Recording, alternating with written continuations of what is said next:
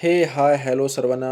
खूप खूप नमस्कार. भावा, आज 2 जानेवारी 2026, काल 1 जानेवारी होती आणि काल खूप लोकांनी, तूही, मी पण आणि सर्वांनी, बऱ्याच लोकांनी संकल्प केला असेल, निश्चय केला असेल, निर्धार केला असेल, काहीतरी विचार केले असतील आणि काहीतरी ड्रीम्स, स्वप्न काही ना काही बघितलं असेल, की मी 26मध्ये काय अचीव्ह करायचं आहे किंवा मला काय मिळवायचं आहे.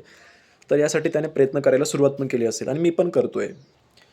खास करून आलेलो आहे ते म्हणजे एक गोष्ट सांगण्यासाठी. 31 डिसेंबरचा दिवस असतो आणि 2 मित्र ठरवतात, की भावा आता खूप मजा झाली, आता खूप एन्जॉय केलं, खूप पार्टी केली आणि खूप आतापर्यंत जे नाही करायचं होतं आपण ते केलं. परंतु याच्यापुढे आता आपल्या आयुष्यासाठी किंवा आपल्या स्वप्नांसाठी आपण आई-वडिलांसाठी लढायला पाहिजे आणि आयुष्यात काहीतरी अचीव्ह करून दाखवायलाच हवं. तर दोघंही तयारी करतात. तर एक्स आणि वाय हे दोघं रूममेट असतात आणि दोघंही एका मोठ्या सिटीमध्ये, मोठ्या शहरामध्ये ते अभ्यास करण्यासाठी जातात.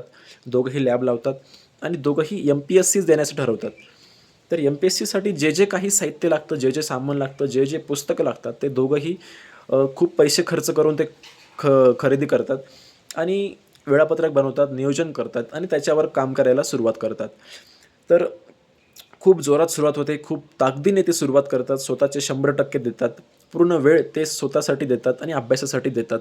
पूर्ण वेळ म्हणजे ते पूर्ण दिवसच ते स्वप्नांची पूर्ती करण्यासाठी ते पूर्ण दिवस घालवून द्यायचे. एखाद्या वेळेस त्यांना झोप पण यायची नाही. तर असेही दिवस गेले असतील.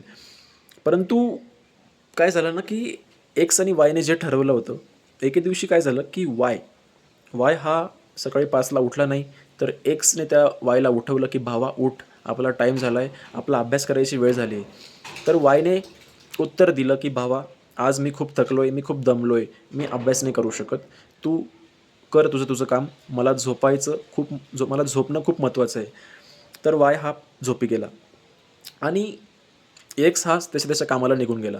परंतु काय झालं पुढे, की वायला ही सवय पडत गेली. त्याने पहिले 1 दिवस स्किप केला, नंतर 2 दिवस त्याने स्किप केले आठवड्यातून, नंतर त्याने 3 दिवस स्किप केले आठवड्यातून, नंतर हळू-हळू तो आठवड्यात कधी-कधी त्याने पुस्तकांना हातही लावला नाही आणि कधी अभ्यास शिकत गेलाही नाही. तर त्याला आजूबाजूची जी संगत होती वायला ती खूप वाईट होती. त्याला असे लोकं भेटले, की जे त्याच्या आयुष्यामध्ये किंवा जे त्याच्या ज्ञानामध्ये काहीच भर घालू शकत नव्हते. त्याला अशी संगत मिळाल्यामुळे व्हायचं जे त्याने स्वप्न बघितलं होतं, जे त्याने ठरवलं होतं किंवा जे त्याने इच्छाशक्तीची की त्यानी जी पूर्ण इच्छाशक्ती जी होती त्याची, की मला स्वप्नात काही म्हणजे 26 मध्ये काहीतरी मिळवायचंच आहे आणि एखादी पोस्ट मला काढायचीच आहे. पण तिथून तो कुठेतरी दूर पळून गेला. का? की आजूबाजूला आपलं वातावरण तसं होतं. त्यामुळे त्याच्या ज्ञानामध्ये काहीच भर पडली नाही आणि त्याचे विचारही तसे होत गेले. परंतु एक्स एक्स हा सातत्य ठेवून कन्सिस्टन्सीने तेच काम करत राहिला. फक्त अभ्यास, अभ्यास, अभ्यास. जे ध्येय ठरवलंय, जे त्याने जे स्वप्न बघितलं होतं, की एम-पी-एस-सीमध्ये एक पोस्ट काढायची. कारण भरती येणार होती. त्याला माहीत होतं. एम-पी-एस-सीमध्ये एक पोस्ट 100% काढायची म्हणजे काढायची. तर त्यासाठी त्याने अभ्यास करायला सुरुवात केली आणि त्याने मागे वळून बघितलं नाही. तो सतत, सतत, सतत अभ्यास करतच राहिला. तो थांबला नाही. परंतु वायचं काय झालं, की वाय हा त्याच्या स्वप्नांपासून दूर पळाला. त्याने माघार घेतली. एक पाऊल तो मागे होऊन गेला आणि कुठेतरी तो दुर्लक्ष करायला लागला. परंतु एक्सकडे जिद्द होती, चिकाटी होती आणि मेहनत करण्याची पूर्ण इच्छाशक्ती होती आणि म्हणून तो सतत काम करतच राहिला. वेळ गेला, खूप आठवडे गेले आणि महिने पण गेले आणि 6-7 महिन्यानंतर जाहिरातीचं नोटिफिकेशन आलं, की जाहिरात आली. दोघांनी फॉर्म भरला आणि दोघांनी फॉर्म भरल्यानंतर पुन्हा त्यांनी सुरुवात केली. एक्स आणि वायने दोघांनी फॉर्म भरला आणि फॉर्म भरल्यानंतर त्यांनी पुन्हा सुरुवात केली. पुन्हा ते खूप जिद्दीने, खूप चिकाटीने ते परत त्यांचा संघर्ष सुरू झाला. परत ते मेहनतीने अभ्यास करायला लागले. परंतु वायने काय केलं, की वायला खूप उशीर झाला होता. कारण एक्सने काय ठेवलं, सातत्य ठेवलं आणि 6-7 महिन्यापासून लगातार एकही दिवस खाडा न करता, एकही दिवस स्किप न करता, वाटल्यास तो 2 वेळचं जेवण करणार नाही, परंतु तो अभ्यास सोडणार नाही, अशी त्याची परिस्थिती होती. त्यामुळे त्याचा खूप अभ्यास होता आणि वायचा अभ्यास हा खूपच कमी असल्यामुळे तरीही वायने फॉर्म भरला. ठीक आहे, फॉर्म भरला आणि परीक्षा जवळ आली. तारीख जवळ आली परीक्षेची आणि दोघांनीही परीक्षा दिली आणि दोघंही रिलॅक्स झाले. रिलॅक्स झाल्यानंतर काय आहे, की निकालाची तारीख जवळ आली. तारीख जवळ आल्यानंतर तुम्हाला माहिती नाव कोणाचं असणार आहे लिस्टमध्ये?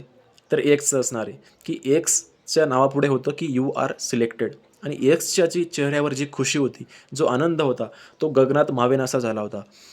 त्याच्या आईवडिलांच्या चेहऱ्यावर जी खुशी होती, ती सुद्धा त्यांच्या चेहऱ्यावरची जी खुशी होती, ते समाधान होतं, ते त्याने कधीही यापूर्वी पाहिलं नसेल. परंतु वायच्या बाबतीत परिस्थिती खूप वाईट होती, खूप गंभीर होती. कारण की वायची संगत, त्याचं राहणीमान, बोलण्यात, त्याच्या वागण्यात खूपच फरक पडत होता. का? की त्याच्या आजूबाजूला जे वातावरण होतं, त्याच्या आजूबाजूला जे काही मित्र होते, ते त्याच्या ज्ञानामध्ये भर करणारे नव्हते. ते त्याला प्रोडक्टिव्ह असं काही सांगायचेच नाही. त्याला त्याच्या ज्ञानात ग्रोथ होईल किंवा त्याच्या लाईफमध्ये, आयुष्यामध्ये काहीतरी त्याला पूरक ज्ञान मिळेल असं त्याच्यात काहीही त्याला सांगायचं नाही. आणि त्यांच्या आहारी हा चालला गेला कोण? वाय. त्यामुळे वायचा जो निकाल होता तो खूप कमी मार्कांनी लागला आणि तोही रडायला लागला वाय. आणि वायच्या डोळ्यातून टपकन अश्रू यायला लागले.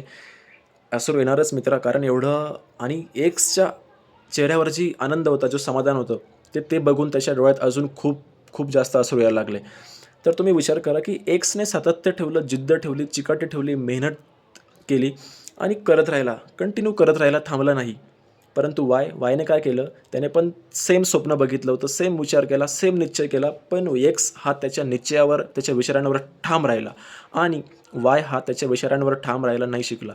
त्याने बदलला वेळेवर, पण त्याने जो तो निर्णय बदलला, मित्रांसोबत त्याने जी संगत केली, ती त्याला खूप महागात पडली आणि एक्स हा खूप आनंदी आणि खूप छान आता जीवन जगत असेल.